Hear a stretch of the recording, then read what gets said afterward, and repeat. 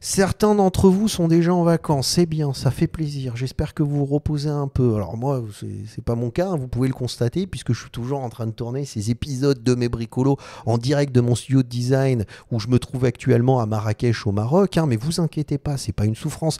Moi, j'apprécie toujours vous retrouver chaque semaine pour partager avec vous les dernières actualités de la création, de l'innovation et du design. Mais je me dis peut-être que vous avez un peu de temps, et plutôt que de toujours regarder la même chose à la télé, ou sur Netflix, c'est le moment de se regarder une série que j'ai trouvée très intéressante et que j'ai envie de partager avec vous, qui s'appelle Shaquille O'Neal impose son style. Et le principe de cette série, c'est ce qu'on va découvrir dans cet épisode de Mes Bricolos, et vous allez comprendre pourquoi elle a sa place dans cet épisode de Mes Bricolos, pourquoi elle est intéressante. C'est parce qu'en fait, cette série a pour objectif de voir les dessous du retour de la marque Reebok, de retour de cette marque de sneakers, de basket. Et vous savez à quel point, pour ceux qui connaissent ces épisodes et qui me suivent depuis un petit moment, vous savez à quel point je suis passionné par la sneakers. Et parce que tout simplement, c'est la basket, c'est ce qui m'a fait découvrir le métier du design et m'a fait aimer ce métier. Et m'a donné envie de le faire, en tout cas quand j'étais jeune. Donc là, Reebok, ça a une place particulière pour moi dans mon cœur, parce que je me souviens de la pump, la chaussure avec la petite basket là que vous aviez sur la languette et qui vous permettait de gonfler la pompe. C'était quand même incroyable cette chaussure. Donc voilà, j'ai un petit coup de cœur pour cette série Netflix, en 6 épisodes, en plus c'est pas très long. Donc moi je vous propose qu'on se retrouve tout de suite en couleur pour la découvrir ensemble, pour en discuter. Je vais vous donner un petit peu mon avis sur cette série et peut-être vous motiver pour la regarder. Puis si vous l'avez déjà regardée, de toute façon c'est intéressant de voir ce que j'en pense et puis d'en discuter ensemble. Donc on se retrouve tout de suite en couleur pour découvrir tout ça ensemble. C'est intéressant, c'est passionnant. À tout de suite les amis. Salam alaikum, bienvenue à tous dans ce nouvel épisode de Mes Bricolos, épisode numéro 43 de la saison 5. Comment vont mes bricologistes préférés? Comment ça va les amis? Alors quand je parle des bricologistes, je parle aussi des bricologues. Et un peu comme, je me trompe toujours, un peu comme Bombe l'éponge là, qui m'octroie un pouce en l'air, faites la même chose. Un petit pouce en l'air sur cette vidéo YouTube, sur cet épisode, sur cette chaîne. Abonnez-vous, cliquez sur la petite cloche, comme ça vous recevrez une notification à chaque fois que je publie un nouvel épisode de Mes Bricolos. Voilà. Mais c'est notre petit rituel hebdomadaire de toute façon. Chaque mercredi à 17h en GMT, je publie un nouvel épisode de Mes Bricolos. Et dans ces épisodes de Mes Bricolos, on prend le temps de discuter, papoter, commenter les dernières actualités de la création, de l'innovation et du design. Il n'y a pas si longtemps que ça, voilà, c'est la cover de cette série Netflix qui s'appelle Shaquille O'Neal impose son style, ou en anglais je crois que c'est Power Moves, Shaquille O'Neal Power Moves. Donc c'est 6 épisodes qui montrent en fait l'envie de Shaquille O'Neal, enfin c'est Shaquille O'Neal et Allen Iverson. Alors c'est ça qui est intéressant, c'est que c'est les deux compères, là, Shaquille O'Neal et Allen Iverson, qui cherchent qui ont un lien affectif avec cette marque et qui cherchent à pousser cette marque pour lui donner une nouvelle vie, parce qu'elle avait complètement disparu cette marque depuis plusieurs années. Alors Shaquille O'Neal, basketteur, figure du basket, et Allen Iverson aussi, figure du basket des années 90 et 2000. Aujourd'hui, c'est des pépés, les mecs, un peu comme, mais plus que moi même d'ailleurs, mais je veux dire, c'est des pépés, les mecs qui font plus de basket. Donc l'un, Shaquille O'Neal, est devenu le président de Reebok, Allen Iverson, c'est le vice-président de Reebok, et c'est un peu les garants, c'est-à-dire c'est un peu les mecs qui sont passionnés par cette marque. D'ailleurs, on voit le logo de Shaquille O'Neal. Pourquoi? Parce que quand ils étaient jeunes, là, on voit Shaquille O'Neal avec sa pompe, sa chaussure qui est associée au personnage. Bon, alors Shaquille O'Neal, c'est le mec qui détruisait des paniers de basket, il explosait les raquettes, il faisait tomber les paniers, c'était de la mise en scène, bien évidemment. Mais je veux dire, on se souvient de cette figure du basket qui jouait pour les Lakers. Mais Allen Iverson, moi je m'arrêterai encore plus sur Allen Iverson. C'est le premier mec vraiment avec un swag de dingue à la NBA. Le mec, et là on voit d'ailleurs sa paire de chaussures Reebok, qui aujourd'hui se vend encore à chaque fois que Reebok la ressort, elle est sold out dans les 24 heures. Encore aujourd'hui, alors que la pump de Shaquille O'Neal, pas tant que ça, enfin on s'en fout un petit peu. Mais Allen Iverson, avec ses manchettes, là, c'est lui qui avait ce style avec ses manchettes. C'est ce mec-là, il avait un swag pas possible. Il a inspiré énormément de basketteurs. Donc, vous voyez, ils sont légitimes. Là, il y a une belle histoire. Et qu'est-ce qui se passe? Il se passe simplement que Reebok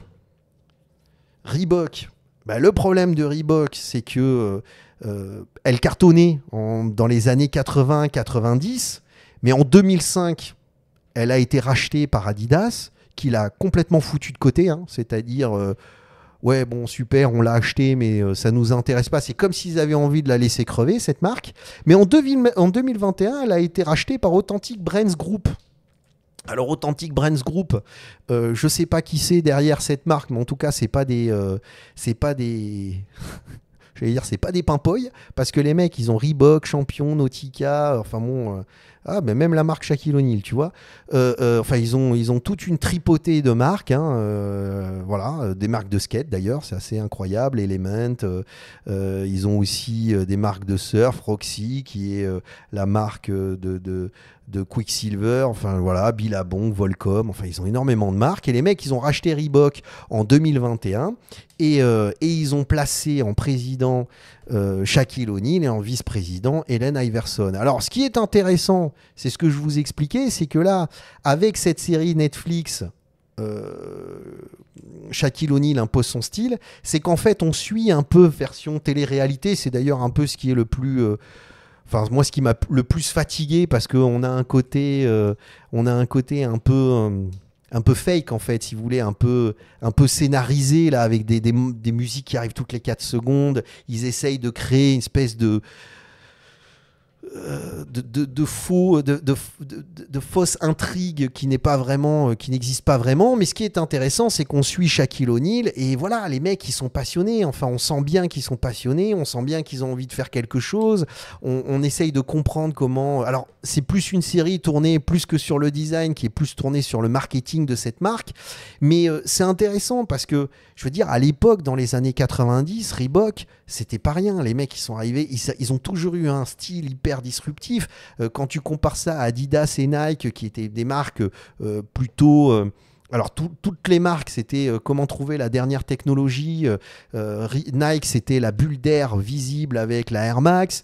Reebok, c'était justement cette petite balle là que tu as au-dessus et la pump. Ça, c'est la Black Top. Moi, j'en avais une paire comme ça. Alors, pas aussi colorée. J'avais la Black Top toute noire. Mais je me souviens de cette paire de chaussures. Elle était incroyable. Et Reebok, c'était un peu les dingues, en fait. C'était toujours des coupes complètement folles avec des couleurs incroyables. Donc, les mecs avec des espèces d'assemblage qui étaient totalement improbables. Donc on avait parmi les modèles les plus connus, les modèles iconiques de la marque, on avait la Black Top, on avait l'Omnilight aussi, j'ai toujours une paire à la maison, j'aime beaucoup, je la porte en hiver et j'adore, c'est vraiment un truc que j'adore faire. Il y a une, enfin je veux dire, il y a une interaction avec la chaussure qui est super intéressante quand tu viens gonfler. Là, tu te sens tout d'un coup devenir quelqu'un d'autre quand tu viens gonfler cette chaussure, la languette de ta chaussure. Et aucune autre marque ne te permet de faire ça. C'est-à-dire que Nike, avec la bulle d'air, ben voilà, c'est plutôt passif. Tu as la bulle d'air, tu la vois, elle est visible. Le design est très intéressant. L'approche, l'ergonomie, la fonctionnalité de la chaussure, même si aujourd'hui elle est discutable, mais à l'époque où elle est sortie, où ces modèles sont sortis, c'était très intéressant. Mais je veux dire, on n'avait pas d'interaction avec la chaussure. Alors que là, Reebok, ce qui était génial, c'est qu'il nous donnait la possibilité à la chaussure d'interagir, et la chaussure pouvait avoir 2 états, un état classique, traditionnel, et un état où on vient gonfler le ballon, et donc tout d'un coup la chaussure devient plus proche du pied, et on gagne en maintien. Alors tu peux me dire, tu peux faire la même chose avec les lacets, mais ouais, mais l'action de gonfler ta languette, elle était juste incroyable. Et jusqu'au dernier modèle, vraiment, c'est la Double Pump de Reebok. Je l'ai eu, celle-là. Je l'ai eu.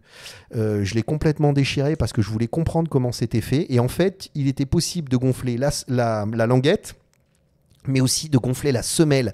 Et avec ce petit élément à l'arrière, tu tournais soit à gauche, soit à droite. Et à gauche, tu gonflais juste la languette et la chaussure. Et du côté droit, tu gonflais la semelle de ta chaussure. Et chaque bouton permettait de dégonfler. En plus, ce qui était génial, c'est que tu avais ce bruit-là de tu vois, au moment où tu appuyais sur le bouton pour dégonfler ta pompe, quoi. C'est incroyable. Cette chaussure est incroyable. Moi, j'aimerais bien qu'il réédite la Double Pump. Je serais le premier à l'acheter. Je la laisserai dans sa boîte et je la contemplerai comme un dingue, comme un sneaker addict que je suis. Et c'est ce que j'ai fait avec la 180. Je sais pas combien de paires. Mais voilà. Je veux dire, c'est génial, quoi. C'est un truc qui est super. Et donc là, on arrive avec cette série Netflix qui présente le retour, le revival de Reebok avec la Engine E. Et ce qui est intéressant, c'est qu'on voit, on participe aux différentes péripéties. Alors, on n'est pas sur, j'allais dire, une série qui est orientée design. On est plutôt sur une série qui est orientée marketing et communication. Mais c'est intéressant à voir parce que c'est lié. Si tu fais du design, tu vas forcément discuter avec le département marketing, avec le département communication.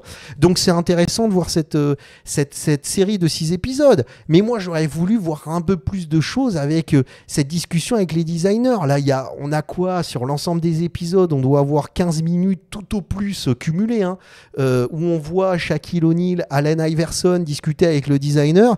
D'ailleurs, le designer, il est là, tu sens qu'il est un peu perdu. Et moi, ce qui est très frustrant, c'est que il présente pas la chaussure en expliquant les choix stylistiques. Alors, il présente la technologie rapidement, super génial, mais au bout d'un moment, la technologie, ça fait pas tout. Il y a aussi cette approche de style. Et en fait, je les trouve plutôt là en train de dire, ben voilà, on a dessiné ça, et t'as un moment Shaquille O'Neal qui leur dit, ouais, mais pourquoi ouais, je sais pas quoi. Et le mec, il est là, ouais, mais voilà, c'est les dernières tendances. Mais tu es là, tu fais, mais non, mais raconte-moi l'histoire de la chaussure. Pourquoi il y a cette ligne, cette contre-ligne?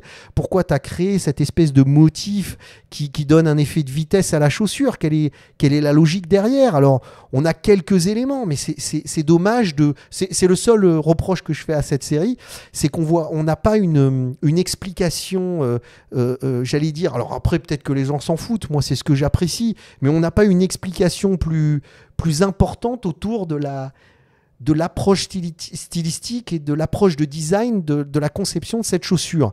Alors par contre, il passe du temps à expliquer le choix des couleurs et les différentes couleurs de la chaussure, et on va en faire une rose, une noire, une verte, une avec un dégradé. D'ailleurs, je trouve ça assez intéressant, mais la chaussure en elle-même, je ne sais pas ce que vous en pensez, mais moi je la trouve pas fou, hein, je la trouve pas dingue. Alors ils expliquent que justement ça fait des années, puisqu'Adidas a laissé crever la marque, et qu'elle a été rachetée par justement Authentic Brands Group depuis 2021. Donc la Engine E, ce modèle, est la première chaussure qui est dessinée et qui cherche à repositionner Reebok sur un marché ultra compétitif, parce qu'à côté tu as Nike, tu as Adidas, maintenant tu as New Balance, et tu as plein de marques de sneakers historiques et peut-être un peu moins qui débarquent et qui ont envie d'avoir une petite part de ce gâteau super appétissant du marché de la chaussure. Tu vois ce que je veux dire? Moi, je sais pas ce que vous en pensez, mais je la trouve pas faux folle, la pompe. Hein. Elle m'éclate pas complètement. Alors certes, j'ai beaucoup aimé Reebok. Je vous dis, j'ai eu tout ce que je vous ai montré. La Black Top, je l'ai eu. L'Omnilight, je l'ai toujours. Et la Double Pump, je l'ai eu. Donc moi, c'est ces chaussures-là qui me plaisent. Alors c'est vrai que quand tu me montres cette Engine E, il n'y a pas une interaction directe avec la chaussure. Bon, le style est discutable. Ils nous parlent de leur technologie. Super, bravo, je t'octroie un pouce en l'air. Château d'eau, château bas, comme dirait un copain. Mais bon, voilà, elle est pas. Je trouve qu'elle est un peu frileuse, cette chaussure. Quand tu vois l'historique de cette marque Reebok et que tu vois l'Engine E, tu te dis, mais c'est dommage, les mecs, c'est comme s'ils avaient trempé l'orteil en se disant, tiens, on a envie d'y aller, mais attends pas trop, parce que j'ai pas envie de me glacer l'orteil, tu vois. Allez-y, les mecs. Faites-moi une Black Top, les gars. Regarde-moi cette pompe comme elle est belle. Alors, on est complètement on est complètement dans les années 80. Hein. Cette chaussure, elle crie, elle gueule les années 80 et début des années 90, tu vois. Bon, puis quand on regarde l'Engine E, bon, bah, ça fait un petit moment qu'elle est sortie depuis. Elle n'est pas sold out, hein.